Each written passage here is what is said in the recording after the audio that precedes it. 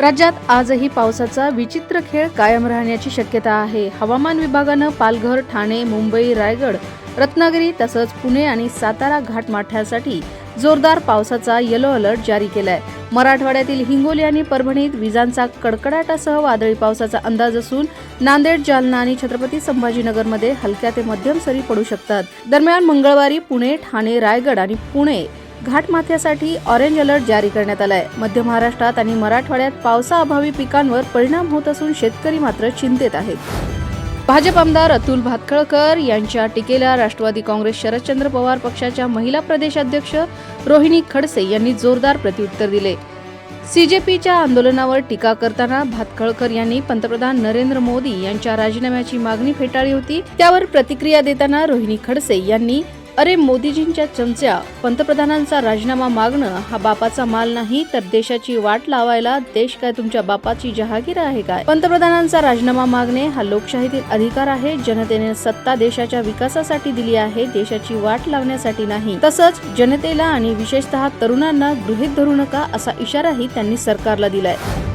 कोल्हापूर जिल्ह्यातील संत बाळूमामा देवस्थानातील कथित आर्थिक गैरव्यवहार प्रकरणात धक्कादायक माहिती समोर आली आहे. मेंढी पालनातून विक्री होणाऱ्या बकऱ्यांमध्ये कमी दराने व्यवहार करून सुमारे 41 कोटी रुपयांचा अपहार झाल्याचा आरोप करण्यात आलाय.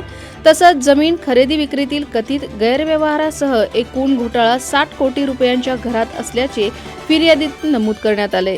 प्रकरणाचा तपास आर्थिक गुन्हे शाखेकडे सोपवण्यात आला असून कागदपत्रांची छाननी सुरू आहे. मात्र अजून या प्रकरणात कोणालाही अटक करण्यात आली नाही. दिल्लीतील जंतर मंतर ते संसद या काँग्रेस जनता पार्टीच्या मोर्चा दरम्यान मोठा हिंसाचार झाला. दिल्ली पोलिसांच्या माहितीनुसार विशेष पोलीस आयुक्तासह 118हून अधिक पोलीस कर्मचारी जखमी झालेत. आंदोलकांना रोखण्यासाठी पोलिसांनी अश्रुधूर आणि लाठीचार्ज केला तर काही ठिकाणी पोलिसांच्या बसेसची तोडफोड झाल्याचा आरोप आहे. 70हून अधिक जणांना ताब्यात घेण्यात आले. दरम्यान सीजेपीचे संस्थापक अभिजित दिपके यांनी आंदोलन मागे घेणार नसून मंगळवारीही संसदेकडे मोर्चा काढण्याचा निर्धार व्यक्त केलाय. दिल्ली पोलिसांनी आंदोलकांना शांतता राखण्याचं आवाहन केलंय. दिल्लीतील जंतर मंतरवर सुरू झालेल्या कॉक्रोच जनता पार्टीच्या आंदोलनादरम्यान सोमवारी संसदेकडे निघालेल्या आंदोलकांवर दिल्ली पोलिसांनी आणि शीघ्र कृती दलाने लाठीचार्ज केला. या कारवाईत अनेक आंदोलक जखमी झाले असून एका तरुणीची प्रकृती गंभीर असल्याचा दावा पक्षाचे संस्थापक अभिजित दिपके यांनी केलाय. तिच्यावर राम मनोहर लोहिया रुग्णालयात उपचार सुरू असल्याचं त्यांनी सांगितलं. दरम्यान मंगळवारी आंदोलक पुन्हा जंतर मंतरवर जमले असून आंदोलन नव्यानं सुरू केलंय. परिस्थितीचा आढावा घेण्यासाठी दिल्ली पोलिसांनी उच्चस्तरीय बैठकही घेतली आहे.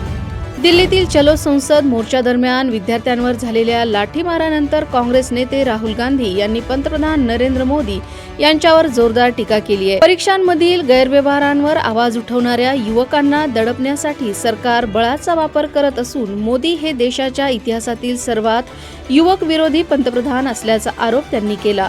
नीटसह विविध पेपरफुटी प्रकरणामुळे कोट्यवधी विद्यार्थ्यांचं नुकसान झालं तरी केंद्रीय शिक्षण मंत्री धर्मेंद्र प्रधान यांच्यावर कारवाई होत नसल्याचं राहुल गांधी म्हणाले. विद्यार्थ्यांना न्यायाऐवजी लाठीमार आणि अटकेला सामोरं जावं लागत असल्याचा आरोपही त्यांनी यावेळी केला. सिक्कीमच्या नामची जिल्ह्यातील तिस्ता स्टेज 6 या निर्माणाधीन जलविद्युत प्रकल्पाच्या बोगद्यात मिथेन गॅसचा स्फोट होऊन त्यानंतर दरड कोसळल्यानं भीषण दुर्घटना घडली आहे. या अपघातात 27 कामगार अडकले असून 7 जणांचा मृत्यू झालाय. काही अभियंतेही अडकलेल्यांमध्ये असल्याची माहिती आहे. घटनेनंतर एनडीआरएफ, एसडीआरएफ, पोलीस, अग्निशमन दल आणि आरोग्य विभागानं युद्धपातळीवर बचाव कार्य सुरू केले. बोगद्यात ऑक्सिजनचा पुरवठा सुरू ठेवत अडकलेल्या कामगारांना सुरक्षित बाहेर काढण्याचे प्रयत्न सुरू आहेत. मृतदेह पोस्टमॉर्टमसाठी पाठवण्यात आले असून बचाव कार्य पूर्ण झाल्यानंतर दुर्घटनेची सखोल चौकशी करण्यात येणार असल्याचं प्रशासनानं सांगितलंय. रशिया युक्रेन युद्धात आणखी एक दुर्दैवी घटना समोर आली आहे. युक्रेनच्या समुद्र किनाऱ्यालगत रशियाने केलेल्या क्षेपणास्त्र हल्ल्यात एका व्यापारी मालवाहू जहाजाला फटका बसलाय. या हल्ल्यात जहाजावरील 4 भारतीय खलाशांचा मृत्यू झाल्याची माहिती समोर आली आहे. हल्ल्यानंतर जहाजाचं मोठं नुकसान झालं असून काही खलाशी जखमी झाल्याचंही वृत्त आहे. घटनेनंतर बचाव पथकांनी तातडीनं मदत कार्य सुरू केलंय. या घटनेमुळे आंतरराष्ट्रीय स्तरावर चिंता व्यक्त केली जात असून मृत भारतीयांच्या ओळखीची पडताळणी आणि त्यांच्या पार्थिवांना मायदेशी आणण्यासाठी प्रयत्न सुरू आहेत.